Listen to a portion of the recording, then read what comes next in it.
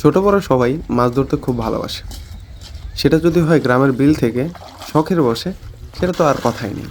শীতের সকালে পানিটা কনকনে ঠান্ডা, একটু রোদ উঠেছে, তাই সকাল সকাল ঘরের আমিষের চাহিদা মেটানোর জন্য দাদা বেরিয়ে গেছে মাছ ধরতে।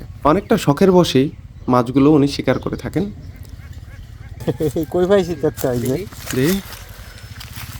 মাশাআল্লাহ, একটা কই পাইছি, একটা পাইছি। সুন্দর হয়েছে তো।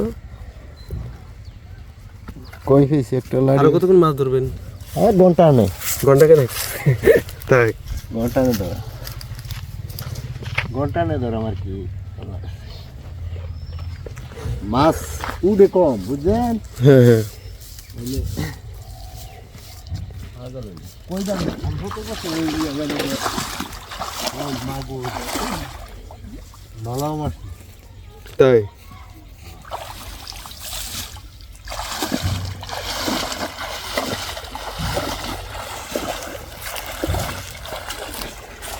কচুর তলে মাছ থাকে।